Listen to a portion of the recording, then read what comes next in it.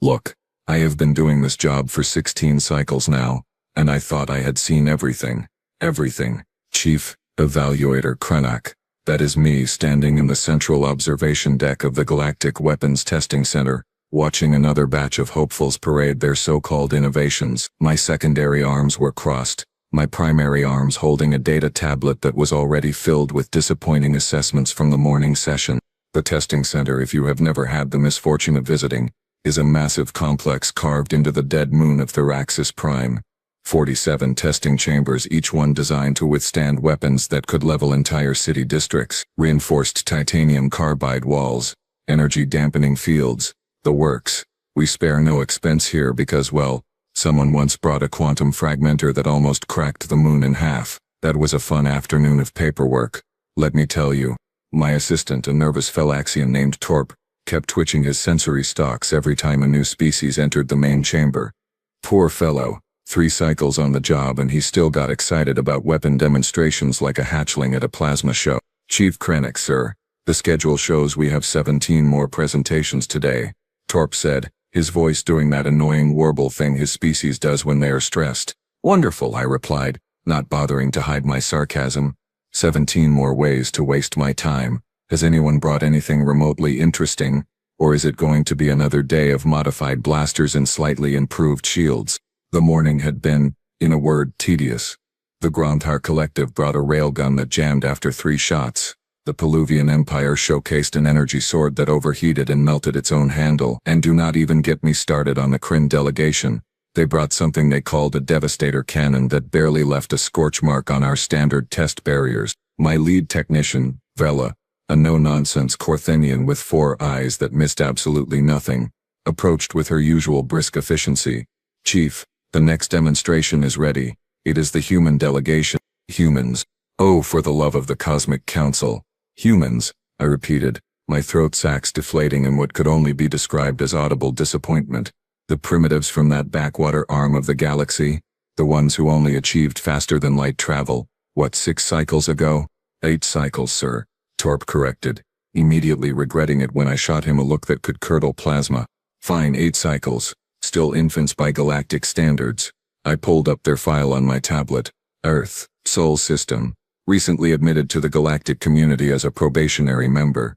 Their military technology was laughably behind everyone else.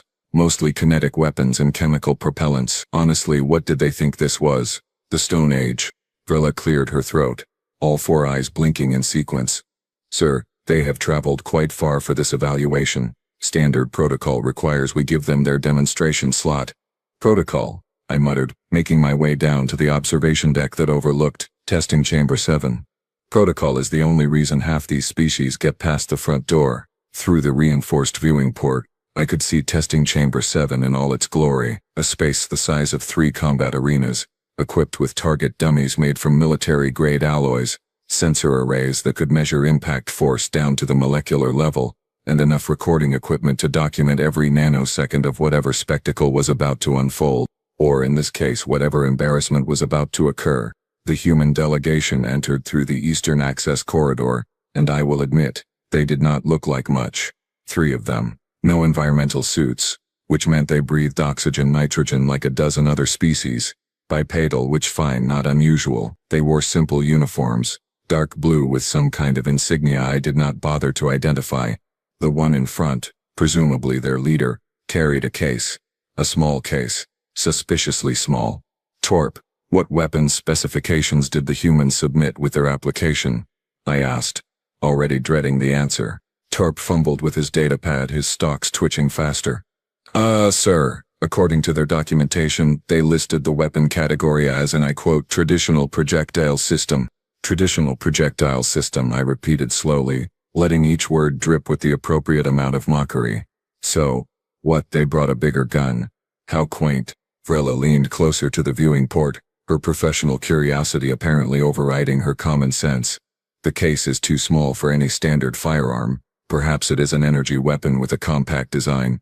Or perhaps, I said, settling into my observation chair with all the enthusiasm of someone about to watch paint dry, it is exactly as primitive as we expect, and we can move on to the next demonstration before lunch. The human in front, A male specimen based on the biological markers, set the case down on the central platform. He looked up at the observation deck, made eye contact with me through the port, and had the audacity to smile. Smile. Like he knew something I did not. I hate it when they do that. Before the humans could begin their, shall we say, presentation, I decided it would be educational for them to witness what real military technology looked like. Call it professional courtesy. Call it me being petty. Either way, I activated the chamber's playback systems to show them the morning's successful demonstrations. Torp, cue up the Vorkelian display. I ordered, leaning back in my chair with what I am sure was an insufferable grin on my face. The viewing screens lit up, showing the recording from 3 hours earlier.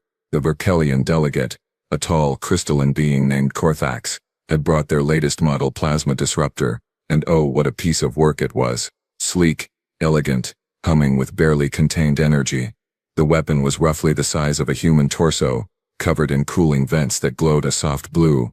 When Korthax fired it, the result was spectacular. A concentrated beam of superheated plasma, hot enough to ionize air molecules, shot across the chamber and struck the test barrier.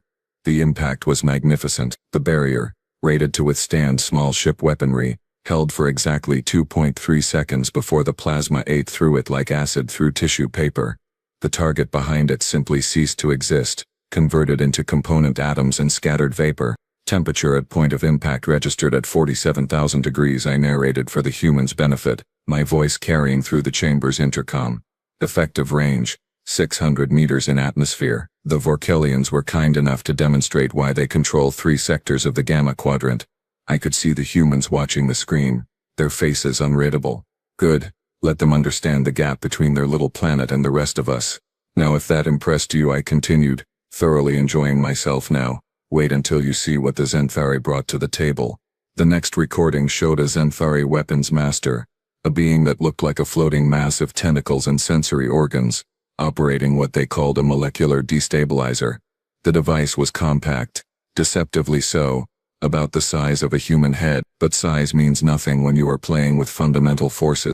The Zenthari activated their weapon, and a barely visible distortion field shot out, moving slower than the plasma but infinitely more terrifying.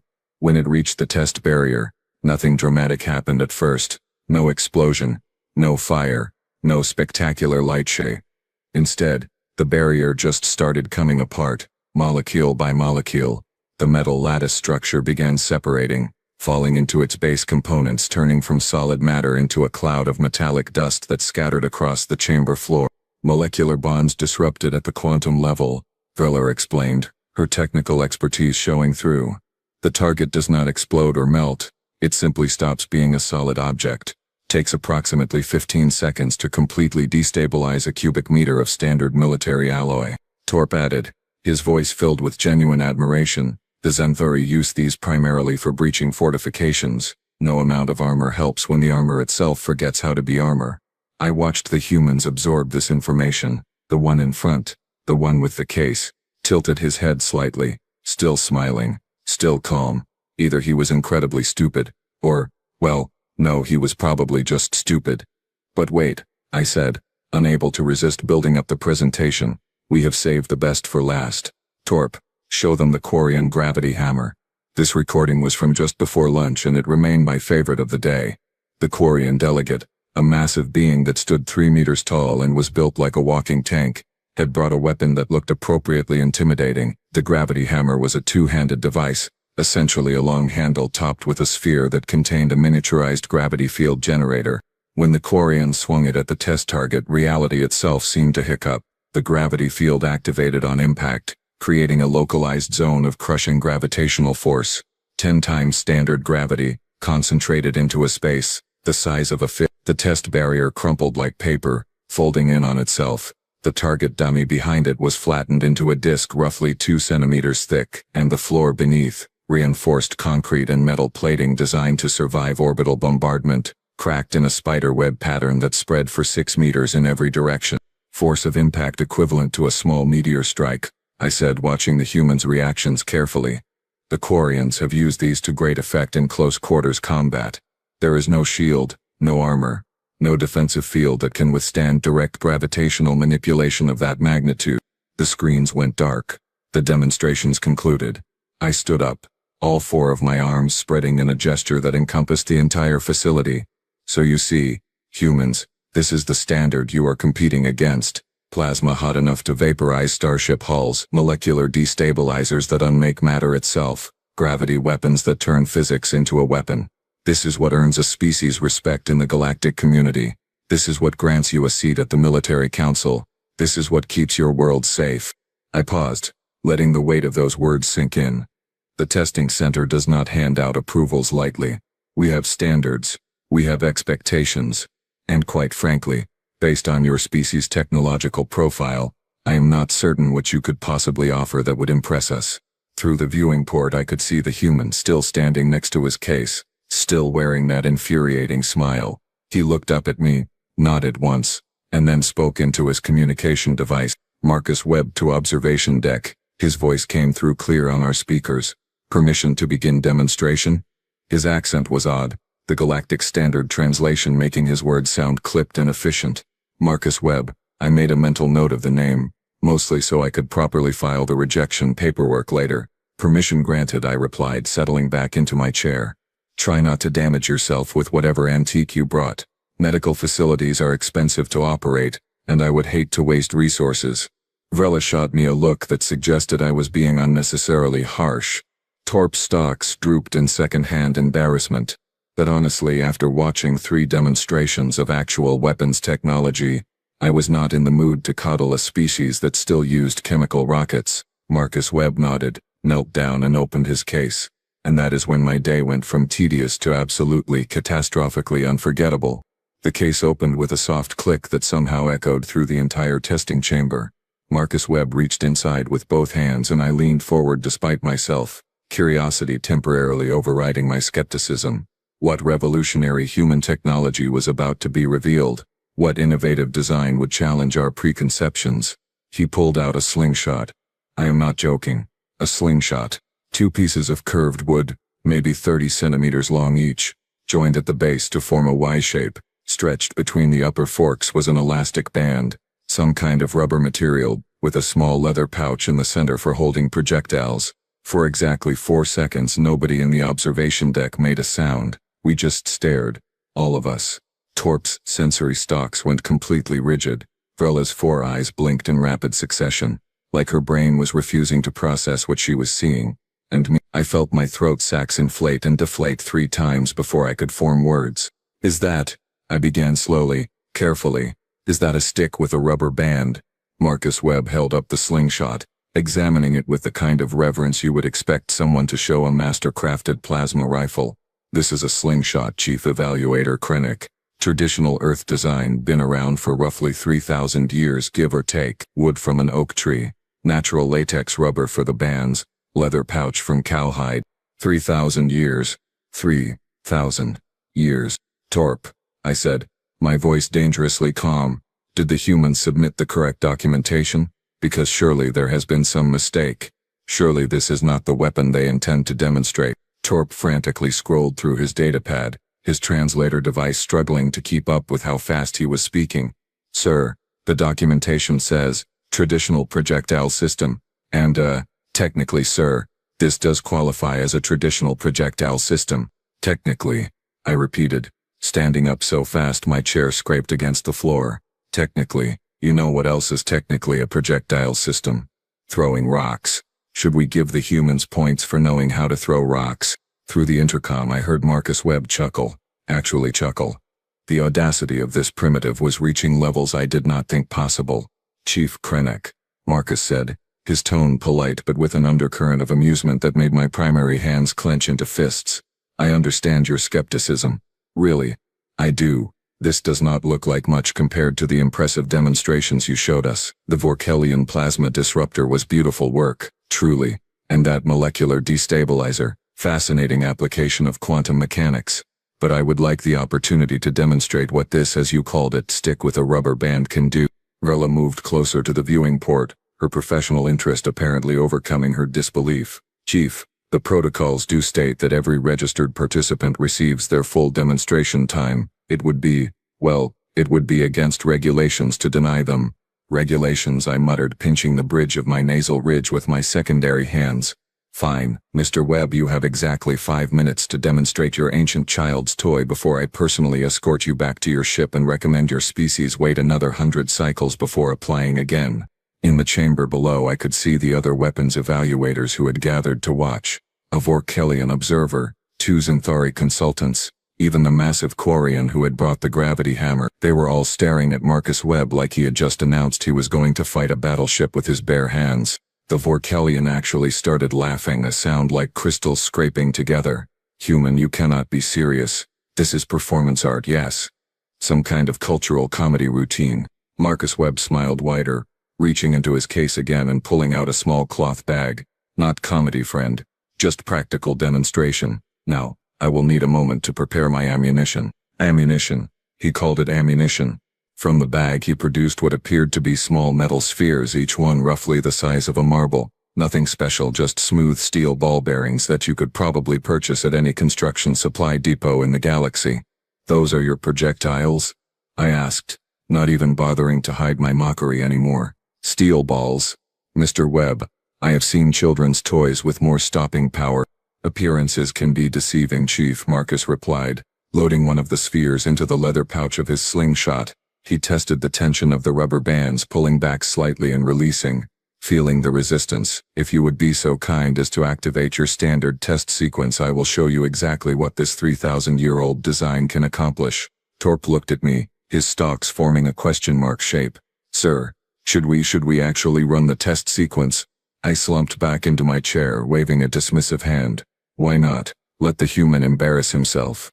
Activate the standard barrier array. Single target. Military-grade composite. Let us see what a primitive rubber band can do against materials designed to withstand plasma fire. The chamber's systems hummed to life. Energy barriers powered up. Sensors calibrated, cameras focused. All of this technology, all of this precision equipment being used to measure the impact of a slingshot. If this somehow made it into the official reports, I was going to be the laughingstock of the entire Galactic Weapons Division. Marcus Webb stepped up to the designated firing line, his primitive weapon held loosely in his left hand. He rolled his shoulders once, twice, like an athlete preparing for competition. Then he loaded the steel sphere, gripped the leather pouch between his right thumb and forefinger, and began to pull back, and pull back, and pull back. Wait, how far could those rubber bands stretch? Marcus Webb pulled those rubber bands back farther than I thought physically possible. His right arm extended, muscles tensing under his uniform, as the bands stretched to what had to be their absolute limit.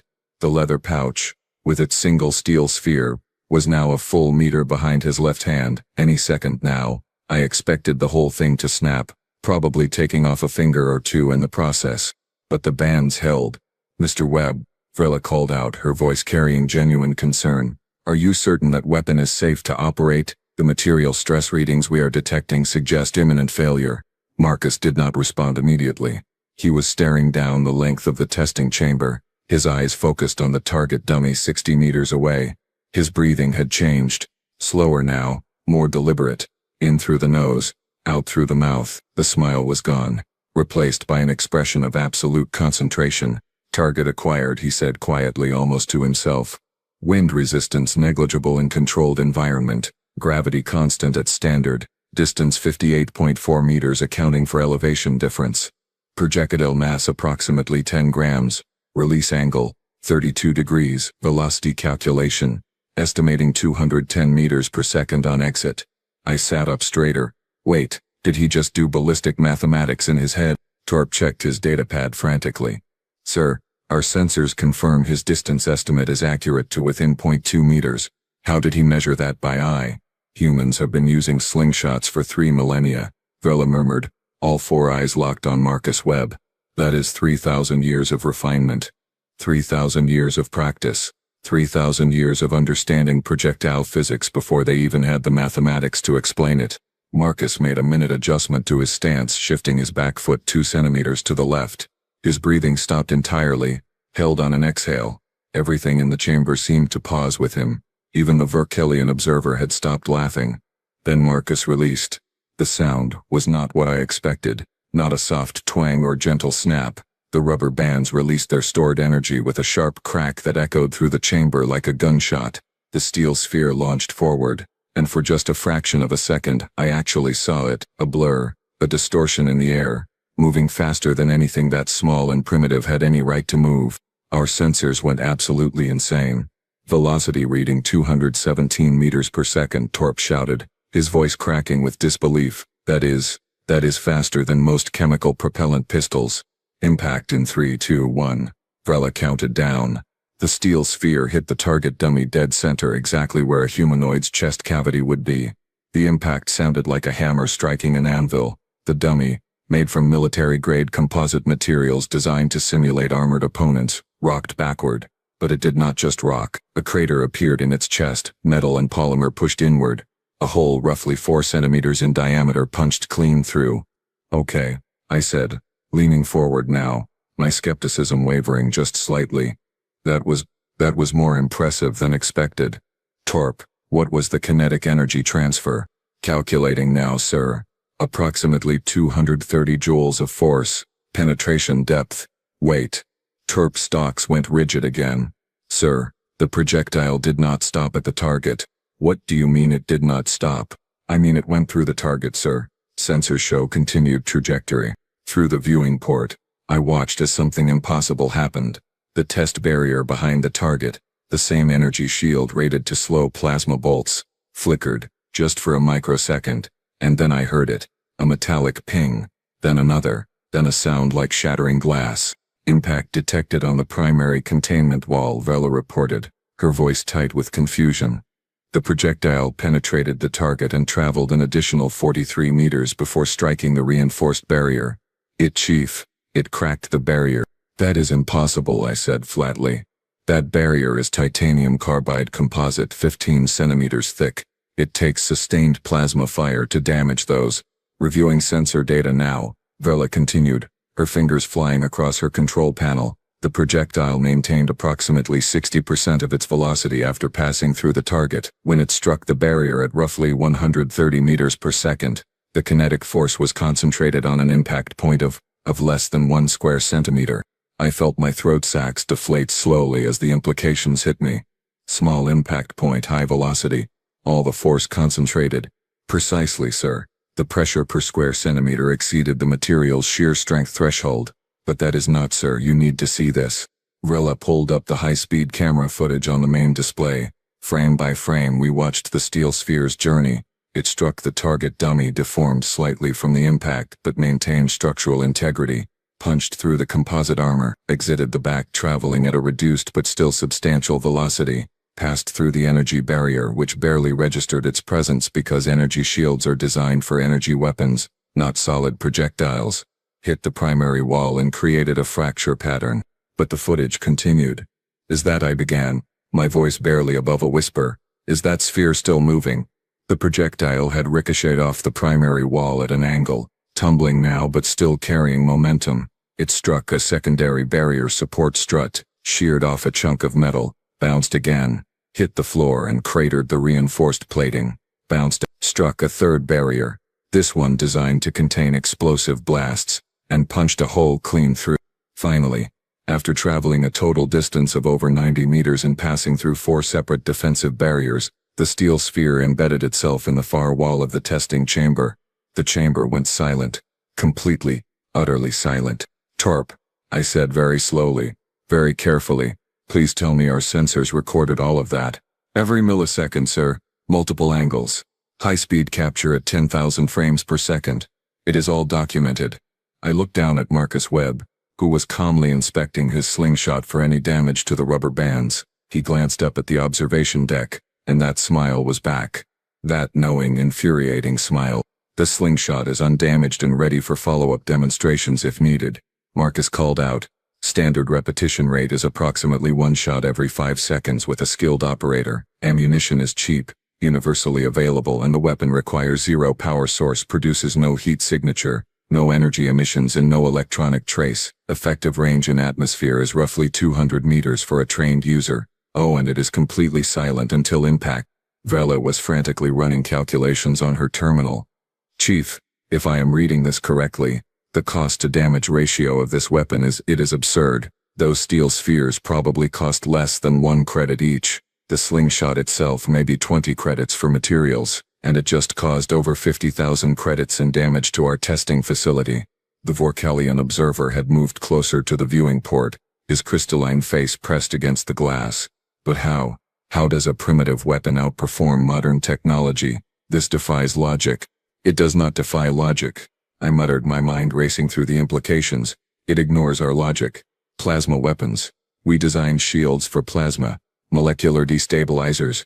We developed countermeasures. Gravity hammers. We built reinforced structures. But who in their right mind designs military barriers to stop small rocks traveling at high velocity? Marcus Webb reached into his ammunition bag and held up another steel sphere. Gentlemen, if you would like, I brought 75 more of these. I can demonstrate penetration capability against various barrier types, accuracy testing at different ranges, rapid-fire capability, whatever data you need for your evaluation. I slumped back in my chair, all 4 of my arms hanging limply at my sides. In 16 cycles of evaluating weapons, I had never, not once, seen anything like this. A 3,000-year-old design, elastic and wood and leather, and it had just outperformed half the advanced technology in the galaxy in terms of pure, brutal efficiency. Mr. Webb, I said finally, my voice carrying none of the mockery from before, I believe we have seen enough. Terp, begin the documentation process. Vrella, I want a full analysis of that projectile's performance characteristics, and someone get a repair team down to Chamber 7 before that wall collapses completely. Marcus Webb nodded, carefully placing his slingshot back in its case. Shall I wait here for the evaluation results, Chief Krennic?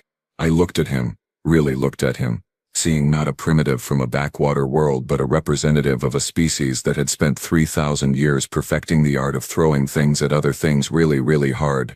Mr. Webb, I said, I think we need to have a very different conversation than the one I was planning. The next hour descended into controlled chaos, and when I say controlled, I am being extremely generous with that term. Repair drones swarmed Chamber 7, assessing the damage while Vrella's technical team extracted sensor data from every available system. Torp was drowning in documentation requests from 3 different departments, all demanding explanations for how a primitive weapon had bypassed multiple layers of advanced defensive technology.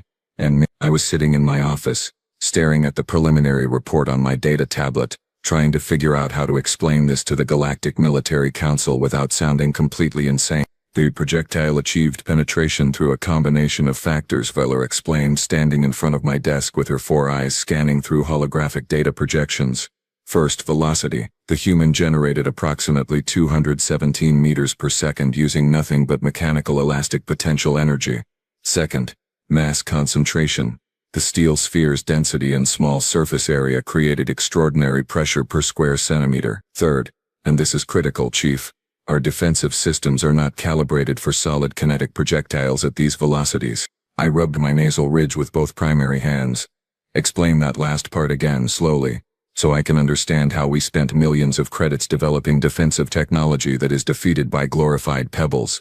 Our shields and barriers are optimized for energy weapons and explosive ordnance, Vrella continued, pulling up a comparison chart.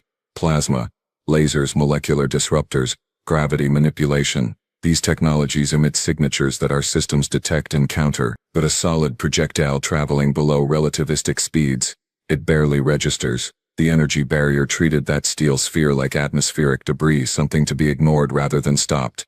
Unbelievable, I muttered. We built walls to stop cannons and forgot about arrows. Torp entered my office, his sensory stalks drooping with exhaustion. Sir, the repair estimate just came in. 53,000 credits to replace the damaged barriers and wall sections. Also, the Vorkelian observer has filed a formal request to observe additional human weapon demonstrations. So have the Zenthari consultants. And the Quarian delegate wants to purchase 6 slingshots for field testing. Of course they do, I said, leaning back in my chair until it creaked in protest, because nothing says advanced civilization like going backwards 3,000 years in weapons technology. But that was the thing, was it not? It was not going backwards. The humans had never stopped using these weapons. While the rest of the galaxy was busy developing plasma and quantum technology, humans just kept refining what worked. 3,000 years of small improvements, better materials, Better designs, better understanding of physics through practical application. Vela pulled up another hologram, this one showing Marcus Webb's body mechanics during the shot. Chief, look at this analysis. The human stance, breathing, muscle control, all of it was optimized for maximum energy transfer. He calculated trajectory, wind resistance, gravity drop, everything in approximately 4 seconds using nothing but visual estimation and experience. Biological computing, I said, watching the replay frame by frame. His brain did what would normally require a targeting computer.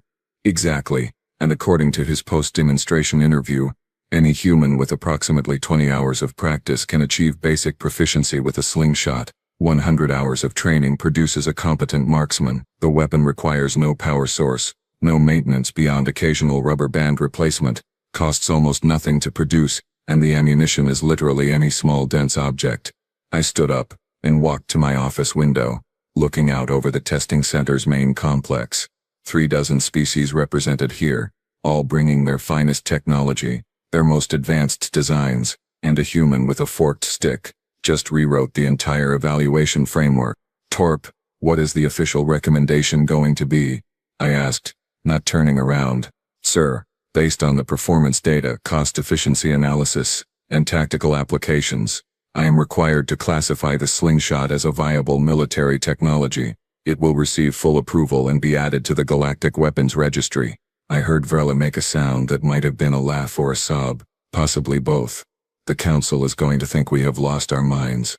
A slingshot, in the Galactic Weapons Registry, alongside plasma disruptors and antimatter warheads. Let them think what they want, I said, turning back to face my team.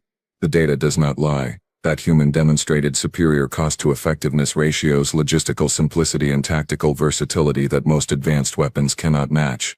And you know what the truly terrifying part is? What, sir? Torp asked. This is one of their primitive weapons. Their ancient technology. If humans can do this much damage with elastic bands and wooden sticks, what are they going to accomplish when they fully integrate with galactic technology? When they start applying this level of creative problem-solving to plasma weapons, to molecular science, to quantum engineering? The office went quiet, really quiet, because we were all thinking the same thing. Humans had joined the galactic community 8 cycles ago as the new species, the inexperienced primitives who barely qualified for probationary membership. Everyone had dismissed them as harmless, backwards cute even. But humans had survived on a death world, Earth, where everything was trying to kill them. They had developed weapons not because they wanted to conquer, but because they needed to survive. And 3,000 years of throwing rocks at predators, at enemies, at targets, had taught them something the rest of the galaxy had forgotten. Simple works, efficient works, cheap and reliable beats expensive and complex almost every single time. Vrela, Torp, I said, pulling up the final report template on my tablet. We are going to write this evaluation very, very carefully. We are going to document every measurement, every calculation, every piece of data, because when the Council reads this, when every species in the galaxy learns that humans just earned weapons approval with a slingshot, there is going to be a fundamental shift in how we approach military technology. I started typing, choosing each word with deliberate precision. The report would be thorough, professional, and absolutely damning to our previous assumptions about technological superiority. And one more thing, I added, looking at both of them seriously. From this moment forward, we do not under any circumstances underestimate humans again. Today it was a slingshot. Tomorrow it might be something that makes our most advanced weapons look like children's toys. These people spent 3,000 years perfecting the art of making things that are simple, deadly, and impossible to defend against. Torp's stalks perked up slightly. Should we add a note in the report recommending increased monitoring of human weapons development? Monitoring. I let out a laugh that held no humor. Torp, we should be recommending that every species in the galactic community either allies with humanity or starts praying they never become enemies, because I just watched a human destroy 50,000 credits of military-grade barriers with a weapon that cost less than my lunch. I submitted the report, watching as it uploaded to the Council's secure servers. Somewhere in the complex below, Marcus Webb was probably packing up his primitive slingshot, completely unaware that he had just changed galactic military doctrine forever. Or maybe he knew exactly what he had done. That smile, that calm confidence, the way he had calculated everything in his head. Humans did not stumble into the galactic community by accident. They had been preparing, learning, adapting. and we had all been too arrogant to notice. "Gentlemen," I said, shutting down my tablet and heading for the door, "I need a very strong drink, possibly several. Then I need to start reviewing every other human technology demonstration request we have in the queue, because if their ancient weapons are this effective, I am genuinely terrified to see what they consider modern." Behind me I heard Vrella muttering to herself, still running calculations. 3,000 years of refinement, 3,000 years. We spent centuries developing plasma technology and they just kept making better slingshots. As I walked through the corridors of the testing center, I passed dozens of species, all of them chattering excitedly about the human demonstration. Word had spread fast. By tomorrow, every weapons evaluator in the galaxy would know the story. The primitive species from Earth, the backwater humans, the probationary members who showed up with a stick and some rubber, and changed everything. I reached the facility's main exit and paused, looking up at the stars through the massive viewing dome. Somewhere out there was Earth, that little blue world in an unremarkable system. 8 cycles ago we had welcomed them into the galactic community with polite condescension, sure that they would take centuries to catch up to our level. Now I was wondering if we were the ones who needed to catch up to them. "Chief Krennic," a voice called behind me. I turned to see Marcus Webb carrying his case, flanked by his 2 fellow humans. "Thank you for the fair evaluation. We appreciate the opportunity." "Mr. Webb," I replied, nodding slowly. "Something tells me this is just the beginning. Your species has a talent for surprises." He smiled again. That knowing expression that I was beginning to understand meant humans were several steps ahead of wherever you thought they were. "Chief," Marcus said, "we have been surprising each other for 3,000 years. We have gotten pretty good at it." He walked past me toward the docking bay where their ship waited. I watched him go, that small case containing humanity's message to the galaxy swinging casually at his side. Never underestimate the humans. Never assume primitive means ineffective. And never ever forget that sometimes the oldest solutions are the best ones. I made a mental note to update my personal files with a new entry. Species, human, threat level, recalculate everything. Because if a slingshot could do this much damage, I did not want to be around when humans decided to get creative with serious weapons. The galaxy had just learned a very expensive lesson, and I had the repair bill to prove it.